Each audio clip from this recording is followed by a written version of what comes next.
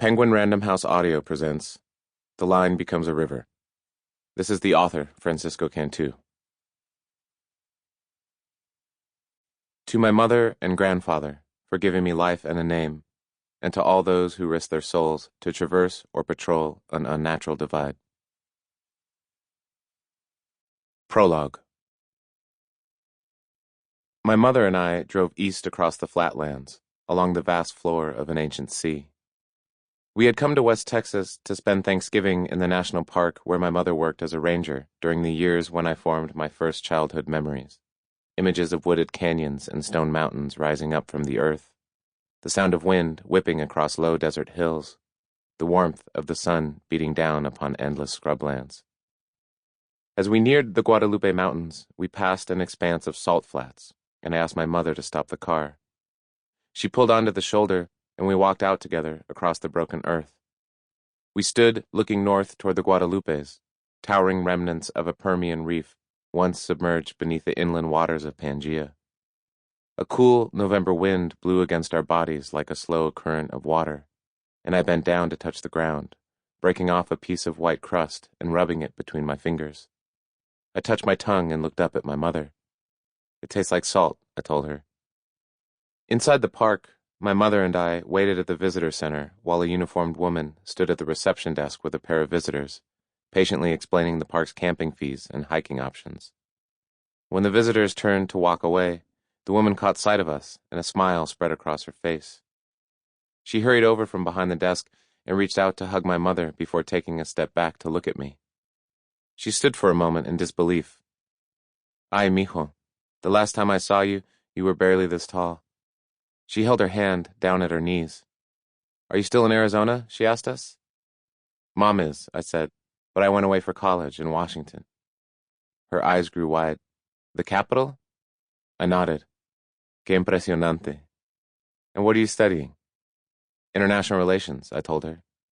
"He's studying the border," my mother added. "We're staying in El Paso on our way back so he can visit Ciudad Juarez." The woman shook her head. "You better be careful," she said. "Juarez is dangerous." She stared at me with her hands on her hips, and then reached out to touch my shoulder. "You know, I still remember babysitting you when you were a little chamaquito." She looked down at my shoes. "All you wanted back then was to be a cowboy. You would wear those little cowboy boots and that little cowboy hat and run around with my boys in the backyard, chasing each other with those little plastic guns." My mother grinned. "I remember it too," she said.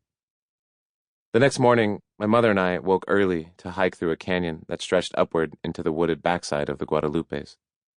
As we walked, my mother became a guide again, pointing at the quivering yellow leaves of a big-tooth maple, reaching out to touch the smooth red bark of a madrone tree. She bent down and plucked the dried shell of a dragonfly larva from a blade of grass and slowly turned it in her dirt-smudged hands. She looked up the trail towards the slow-rolling waters of the stream and began to speak to me of the glistening arthropod, explaining how it would have sloughed its skin to flit upon the swirling winds of the canyon. She cradled its exoskeleton in her hands like a sacred object.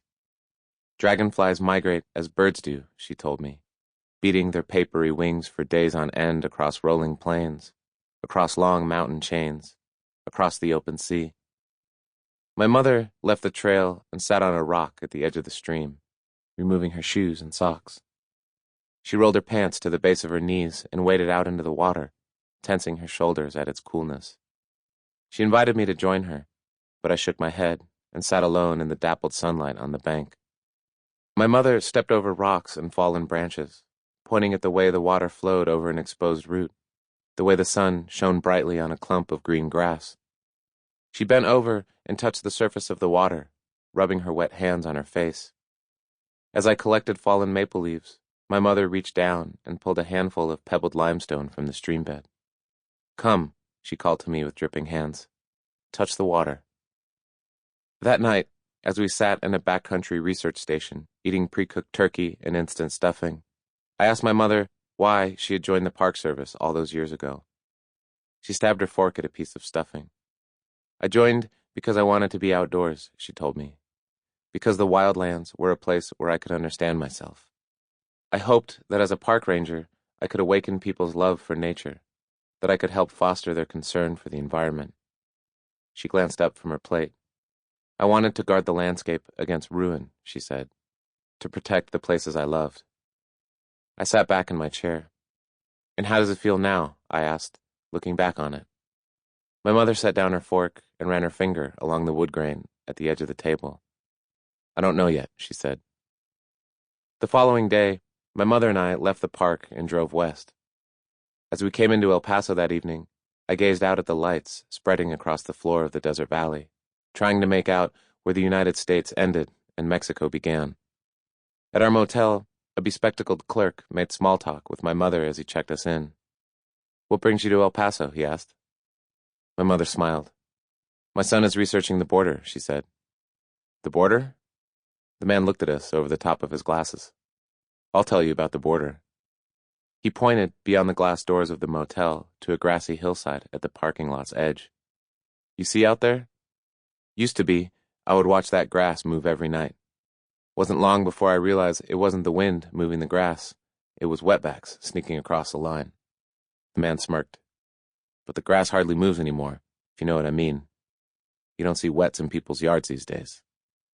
My mother and I nodded awkwardly as the man chuckled, handing us the keys to our room. The next morning, we parked at the Santa Fe Street Bridge and walked south toward the border. We followed a steady stream of crossers through the caged walkway that stretched over the concrete channel where the barely flowing water of the Rio Grande separated El Paso from Ciudad Juarez. As we neared the other end of the bridge, I watched as a bleary-eyed man said goodbye to his wife and son. The boy stood crying next to a groaning turnstile as his mother and father held each other in a long embrace. On the other side of the revolving gate, my mother and I were waved past an inspection table by a Mexican customs agent dressed in black. My mother turned to me. They don't want to see our passports? She asked. I shrugged. I guess not. We left the port of entry and made our way down Avenida Benito Juarez, past throngs of taxi drivers and snack vendors. We walked by blaring speakers and brightly painted storefronts, past liquor stores and pawn shops, dental offices and discount pharmacies, past taquerias and casas de cambio, and signs advertising seguros, ropa, botas. After several blocks, my mother asked if we could find somewhere to sit. We crossed the street to the Plaza Misión de Guadalupe, where she quickly slumped down onto a bench. I need to catch my breath, she said. My heart's racing. Are you all right? I asked. She took in a breath and looked all around her, placing a hand on her chest. I'm fine, just a little overwhelmed. I glanced up at the sun. Listen, I'm going to get you some water. I touched her shoulder and pointed at a market across the street. Inside the shop, I stood behind two women discussing politics in the checkout line. I'm glad it will be Calderón, one woman said to the other. We need a president who will be hard on crime, someone to take on the delincuentes and clean up the streets.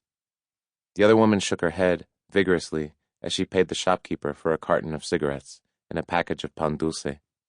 No entiendes, she said to her friend. The problem doesn't come from the streets. My mother drank thirstily from a bottle of water, sighing deeply as I consulted a pocket map we had taken from the hotel. We're close to Mercado Juarez, I told her. We can sit there and get something to eat while you rest. She nodded and took her time looking up and down the street before lifting herself from the park bench. We walked slowly down the sidewalk past the brick dome of the Aduana Fronteriza and turned to make our way down Calle 16 de Septiembre. A block from the Mercado, we stood at an intersection choked with cars, waiting for the signal to turn green. Then, as we made our way across 4 lanes of traffic, my mother cried out and fell to her hands in the middle of the street. I turned in panic and kneeled down at her side with my arms around her shoulders. Are you okay? I asked. She breathed through her teeth and gestured down at her foot, twisted in a pothole. You've got to get up, I told her. We've got to get out of the street. I looked up at the signal, flashing its red hand. I tried to drag her to her feet, but she shouted and winced, breathing in short gasps. It's my ankle, she said. I can't move it. I stood in the intersection as the light turned green, holding my hands out to the line of cars. I glanced toward the Mercado and saw a man running from the sidewalk. In front of us, a woman stepped out of her car and came to kneel at my mother's side. Tranquila, she whispered. Tranquila. A man in a cowboy hat stepped down from his idling truck. Sample complete. Ready to continue?